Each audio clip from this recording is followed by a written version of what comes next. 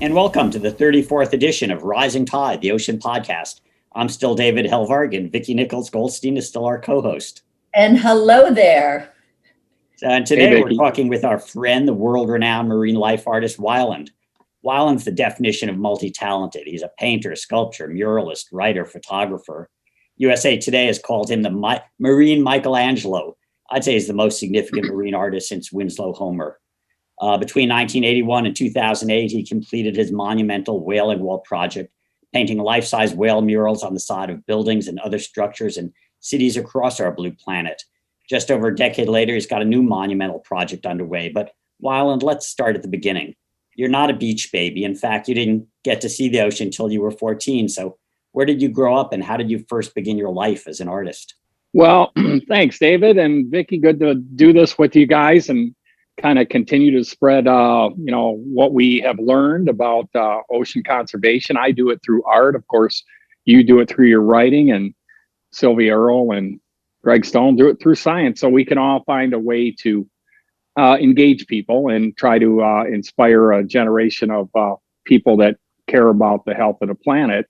And, I've been a pure artist since I was 4. I grew up in Michigan, as you said, far away from the ocean, but surrounded by water, the Great Lakes. And I'm a water science. So water has been connected to every aspect of my life from the beginning. And I came out here when I was 14 to Laguna Beach. Before you came out, Sure. You learned some art skills in Detroit, Motor City.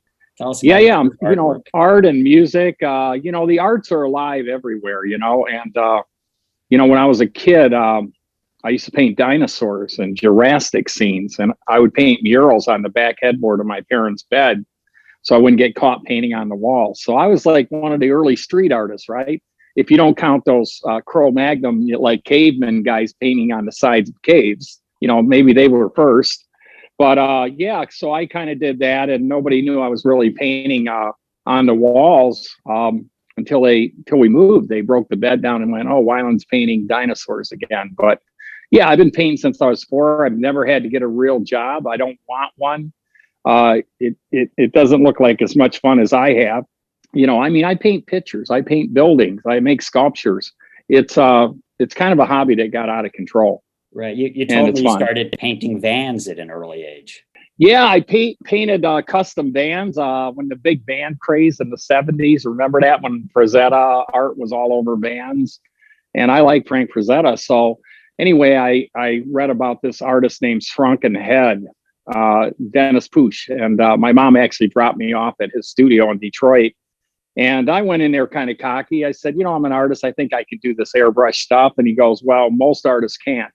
And I said, let me try it. So I watched him for a couple of minutes, and he wanted to have another drink and maybe a doobie. So he left and he came back. I had painted the entire van with the Frazetta, sci-fi scene. He goes, "You're hired, buddy." He goes, "You got this." And what's great is I was 16. He showed me how to use spray guns that I later used to paint a lot of my, ocean murals on the sides of buildings. So, everything in the universe happens for a reason. And I always felt, Dave, that I was and Vic, I was an artist that was in the right place at the right moment in history. In the early 70s, 1970, I heard about the first Earth Day.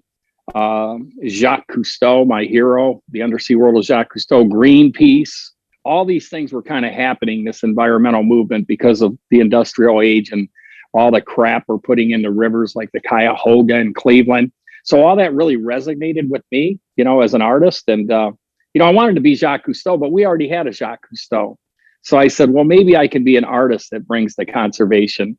And that's what I've been focused on, my whole life. And so at 14, you got your first exposure to an ocean. Yeah, my mom wanted to do a little road trip there. Darlene, my mom took my 3 brothers and I on a little road trip cross country. You remember those days.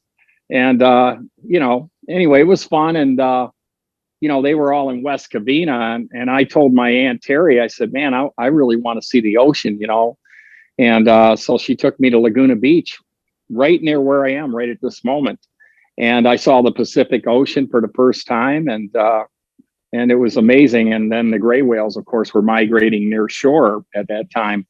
So two gray whales actually, spouted right in front of me. It was like looking at dinosaurs. I mean, it just had such an impression on me. I was 14 years old. I couldn't believe what I was, seeing. So I went back to Michigan with, a whole, dedication to studying these great whales that I had just seen. And I planted a seed in my mind's eye that, man, I would love to live in Laguna Beach, this art colony. And 10 years later, I moved to Laguna Beach. I painted those gray whales, life size, the first one of the 101 whaling walls on the side of the building that I own, by the way. Now I own the building with the wall on it. So, hey, it's strange how this stuff works out, but you put it out in the universe and you draw it towards you. Tell us how you got there and the beginning of this whaling walls, which really became an international phenomenon. Yeah, well, I was painting whales and marine life since I was 14, on canvas. And I realized early on I need bigger canvases if I really wanted to represent the great whales. So I started thinking about maybe painting, one wall, really, the first one, these gray whales, life size. So I learned a lot. In fact, there's a funny story there. I was actually having trouble painting. I was doing like a 50-foot California gray whale, life size gray whale and calf. And I'm working on the mother's, flipper, and I was having trouble with the proportions of it. And I seen some little kid, like a 10-year-old kid in the back of the parking lot looking at me going, and I'm going, what's that kid? So I walked back there. This kid's got a little sketch pad. He drew the whale tail perfect. I grabbed it out of his hands. I went up on the scaffold and painted it. And true story. And you've actually spent a lot of time working with children and kids in art. Tell us a little bit more about that. I always say to my friends like you guys and Sylvia, or I say, if you want to protect the environment today, let's all talk to each other. If you want to protect it for the future, you got to get our youth. You got to get our kids on board. And that's the thing, the Wyland Foundation and myself, that's what we're most proud of it. I have a kid's job. So for some reason, these kids can relate to me. I mean, this isn't a real job. I mean, seriously, I take some paint, some canvas, throw it up there and hope people like it. So anyway, the kids really relate to me. And I knew early on that I had to get that message of conservation through art into the hearts and minds of our youth. So from the very first wall, I always set up a smaller area so the kids could paint their own marine life. And, if you want to know what kids are thinking, you look at their art. And by the way, some of these kids are better artists than I am. So I may be out of a job pretty soon because I've painted with over 1 million kids and people go, no way. No, in over 40 years, I painted, I count them now, 1,000,001, 1,000,002, 1,000,003. So that's what I think I'm most proud of is that I was able to share my art, with the kids, not only throughout the 50 states, but 100 countries around the world. And tell us about the origins of the Whaling Wall project, which was your first global project, and also the logistics, how you found walls and got invitations and managed to pay the freight for. Sure. Well, there's a lot of politics when you're painting big public murals. And it's all part of the art. It's how, people come together. It's a complete volunteer project, which I don't think everyone knows. I'm a volunteer. We had thousands, tens of thousands of volunteers in all these communities where I did 101 murals. So we all just kind of pulled together. I tried to get the paint donated. I tried to get the hotels donated. National Van Lines gave me, a 50-foot tractor trailer to be able to do tours. Like at one point I did 17 murals in 17 cities in 17 weeks, from Portland, Maine, all the way down the East Coast to Key West. So, and one in DC for the Smithsonian. So I've always had these big ideas, but it really started with one wall here in Laguna Beach. And I really didn't have any idea that I was going to paint some more. I was just trying to get through that one. I was a starving artist. It was everything I could do to even pay for the paint. But finally, the city, after 2 years, gave me permission and we got the paint. We're all ready to go. And my brother has a pickup truck. So we went down, picked it up at Sherwin-Williams, I think. Anyway, he was hungry for lunch. So we went into some place to eat and he pulled on the PCH, right? And he pulled out too fast. And every drop of paint spilled on Pacific Coast Highway. In fact, I call that Whaling Wall Zero, Blue Laguna. So here's all these like hundreds and hundreds of gallons of paint just all over the highway, Porsches and Mercedes just driving up, splashing all the other cars. I go, oh my God. But the firemen liked me, and they had been reading about this project. So they actually came in, they scooped up with shovels, saved as much paint. And the paint company, Sherwin-Williams, felt bad. So they gave me a little more paint. Yeah, after I did that first one, I had a writer, Gordon Grant from the LA Times, and he said, hey, Wyland, this looks great for Laguna Beach and Orange County. How many of these are you going to paint? I go, I'm going to paint 100. I should have said 10. But when I say something, and David knows, I do it. So I spent 27 years painting the 100 walls. I thought it would take 30. So I did it 3 years ahead. The last one was in Beijing. I was announced as the official U.S. Olympic artist. Used to be Leroy Neiman. Remember him with that cool mustache? He was the Olympic artist, and I got to know him. He actually pulled his car over his driver because he wanted to say hello. I was painting that wall in Waikiki, that 20-story building. And this guy's like yelling at me, hey, that looks great. And I'm looking at him and go, that guy looks like Leroy Neiman. Because, I used to watch him. I'm a big Olympic fan too. So I used to watch Leroy, in Mexico City in 1968. I was a little kid. I go, I want to be the Olympic artist. Again, putting it out there, right? You are now the Olympic artist. You were in Yep. China. You are in Japan this coming Olympics. Right. How did that Vancouver. happen? Yeah, I'm wearing the swag. They just gave me the shirt. I don't know if you guys can see it. But for the very first time, you guys, they're having surfing as an Olympic event. It should have been a long time ago. I admire these surfers. A lot of people think they're slackers and hippies. Good. They're who wave isn't? artists. Yeah, they're really artists on waves, but they're warriors. My God, I live north shore of Oahu, and I sponsored the Triple Crown of surfing, the Wyland Hawaiian Pro, for 5 years. Man, they're warriors. And so when I found out that surfing was going to be part of it, I go, listen, I got to support that. So I painted 2 surfboards in Hawaii, 1 here in Laguna, with the theme faster, higher, stronger. And Carissa Moore, she's the 6-time world champion and an Olympian. John Florence, who I know well and have followed his career. Whenever I can use my art to promote and help a cause, I'm going to do it. So, and especially the Olympians, the U.S. Olympic team, they don't get any federal funding. Can you imagine?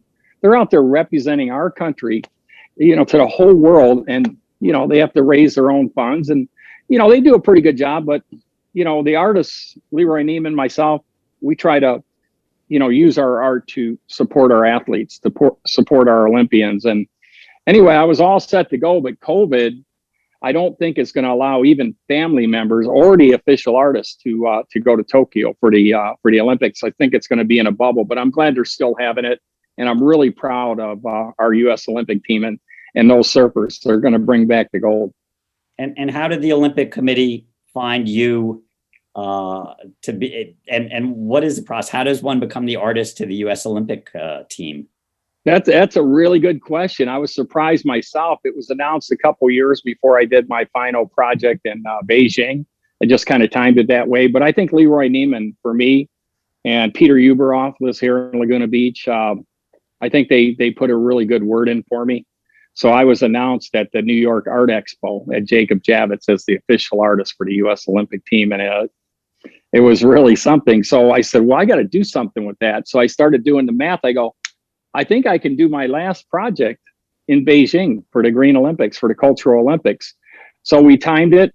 And so the 100th and final wall, I really wanted to be kind of on the level of an Olympic. The idea was to invite all the children from all the Olympic countries, 212 at that time, to come and paint, water habitats, freshwater and saltwater habitats and animals from their country, from their region. And when it all came together, all these canvases, my vision was to do a mile-long canvas. And it's about 20 foot high. So I would go in every day and I would prep these canvases. I do like 8 or 12 or 15 canvases, like paint the backgrounds. And then these kids would march in, hundreds or thousands of them. And when it was done, it was beautiful. We installed this at the Chaoyang Park, which is their central park in Beijing. God, it was amazing. And all the kids held hands. And the idea was that it was called Hands Across the Oceans. The idea that water connects all the people in all the countries of the world. Anyway, it was very, very powerful. And we brought it to Washington, D.C., right there, and installed it there with the help of the White House and, all those great people that support, my Wailing Wall project. Anyway, it was a beautiful way to end it, but really didn't end because 2 years ago, I was in Seattle and they had painted over one of my murals there on the Edgewater Hotel. I was staying there because I was going to get on my ship that I painted. I paint anything. If it's moving, not moving, underwater, I don't care. So I went into the hotel and the guy that used to be the doorman that I knew, Bob, is now the general manager. And he says, hey, your ship's right outside at this port of Seattle. What do you think about redoing your wall? I go, I would love to redo it. And he goes, it's yours. So I went back the following year. I called Eddie Vedder. You like Pearl Jam? Eddie Vedder? Oh, so I love Eddie Vedder. I love him. He's got the biggest heart you've ever seen, and he's big environmentalist, conservationist. And, I've known him for a while, but I said, hey, I'm going to paint this mural in 3 days. Do you want to come and paint? He goes, yeah, I used to do a little, street art tagging and stuff. So he shows up the first day. I get him out on the scaffolding, and we painted the J-pod, the scientists study. Before it was just generic orcas. I mean, it looked beautiful. It was my fourth of the 100, but this time, this is a family pod of orcas. And believe it or not, this is typical artists breaking all the rules. So we're supposed to do the J pod. That was my vision. We did, but I also wanted to do the B pod. You ever heard of the B pod? The Vedders. So we first painted like a 32-foot life-size orca. And Eddie Vedder and myself, and I said, look, your wife and 2 daughters are here. Let's add them to the mural. So we painted the entire Vedder pod, the V pod, we called it. But, I had so much fun. And he came every day. He came for the dedication. And at the dedication, he said, Wyland, painting with you is like getting on stage with like the Rolling Stones, man. He said that collaboration was like, one of the best things I've ever done. And it's really great when people can work together for something, that's bigger than us, and the cause to have clean water and healthy oceans. It's the cause of our day, isn't it? Absolutely. And I want to thank you because the last time I saw you, we were in Washington, D.C. at the Blue Vision Summit. And so I love how you're taking your artwork, you're working with kids, you're working with the Olympics, but you're also bringing your voice to Washington, D.C. to really help shape policy. And so I think that's really remarkable that you can have someone as magical and as skilled as you to really be an advocate and stand up with your voices as well as with your art. Well, I'm proud to do it, and nobody does it better than you guys. So I've been with you guys a long time, many years. And I think if we just keep bringing it, eventually it'll catch. If not, the kids will come up. We'll have a whole generation of people that appreciate, the work that all these good groups do. And now a word from our sponsor. That's the sound of a coastal wetland. Wetlands and salt marshes provide vital habitat and nurseries for fish, birds, and other wildlife. They act as filters and sponges to clean and store groundwater and protect us from storm surge and wind damage. Unfortunately, unwise development and sea level rise have put coastal wetlands at risk. That's why the Sierra Club Marine Team supports proposals like the Ocean-Based Climate Solutions Act that would invest in restoring natural coastal systems in order to protect our communities while providing needed jobs. The Sierra Club Marine Team, because 71% of our environment is salty. One place you can find our sponsor is on Facebook. Just look for Sierra Club Marine Team. When I was a kid, I thought that I was, a generation too soon to visit alien worlds. And the first time I put on a snorkel and went off a seawall, there's like living rocks and shoaling fish and hammerhead turtles and hammerhead sharks and turtles. So you dive, you see this other world, and you express it in your art.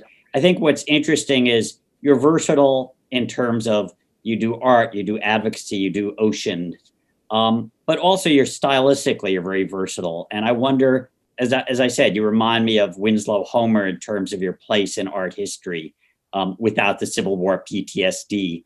But who are the artists that you identify when you look for inspiration? Well, hey, first I'd say when we're diving, I'm painting in my mind's eye what's going to reflect up on the sides of those walls in my sculptures, in the paintings I do here at my studios.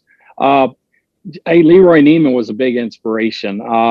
I really like Robert Bateman in Canada, on Salt Spring Island. Robert Bateman was an artist that I always looked up to. I think he's the greatest wildlife artist. And we kind of have a deal, like he does above the water and I do below. And I remember when I painted a wall in Victoria, he flew in to dedicate it. And we're walking up, and I had painted a bald eagle because a Native American guy was there every day. And he said, "Could you paint a bald eagle up there?" And I said, "I'd be happy to. Do you have a picture?" He pulled it out of his pocket. And I said, "Would you like to come on the scaffolding?" So we went up together and we rode up there. And I think gestation period was 5 minutes or something. And the guy was literally tearing up. So I did a life-size bald eagle.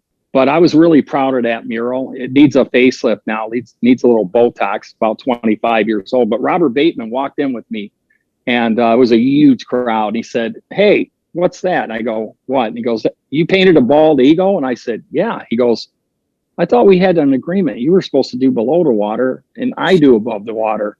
So even Robert Bateman, but he was really one of my inspirations. He wrote the foreword to my first book, which sold 1.4 million copies. You being an author know that's a good number for a coffee table book. And the name of that book? The Art of Wyland.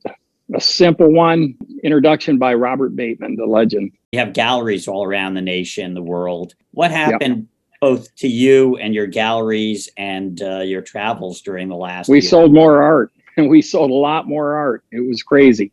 People are home and they're looking at their wall space. They're going, "We should get that Wyland painting we've been looking at."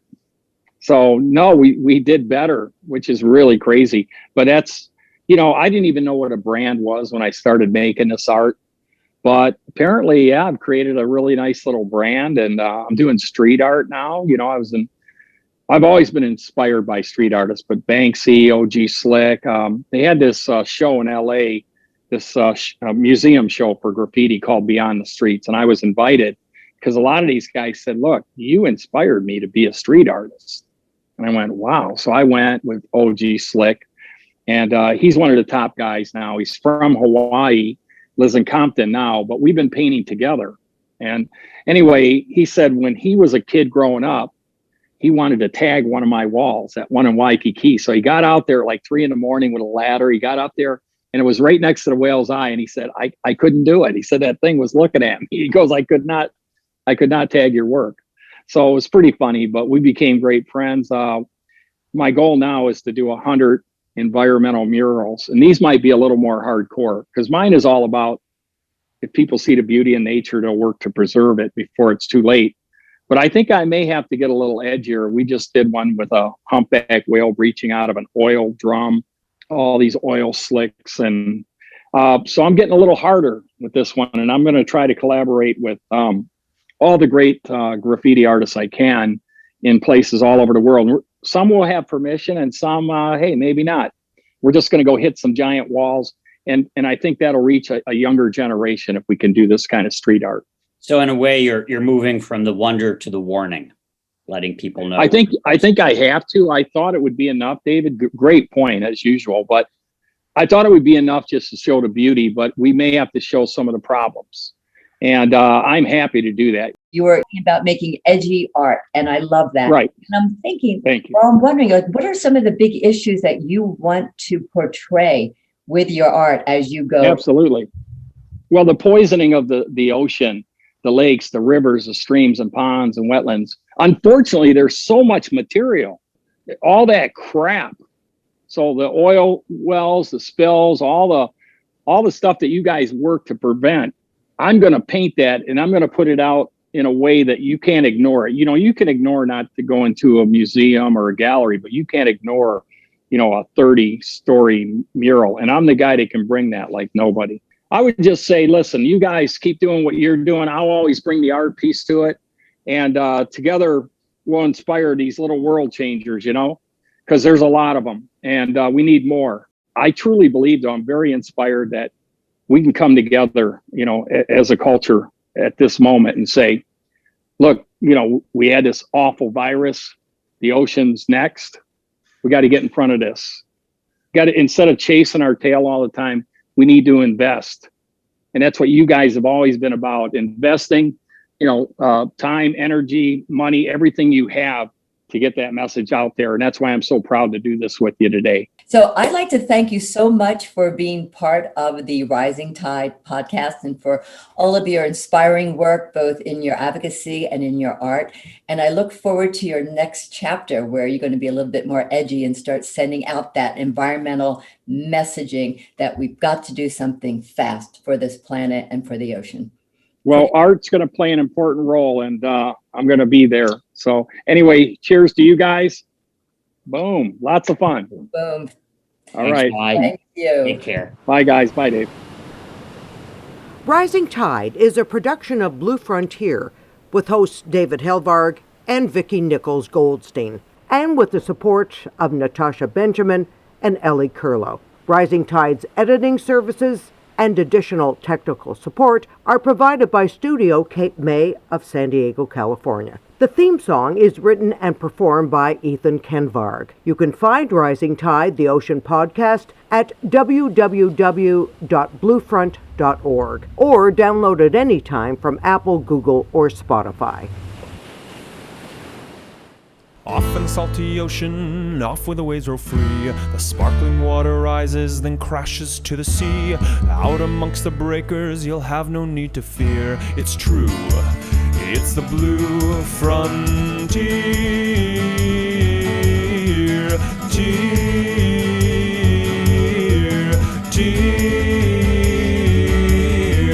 Off in the salty ocean, off to the blue frontier. Sparky, come here, buddy. Sparky! There you are. Good boy, Sparky.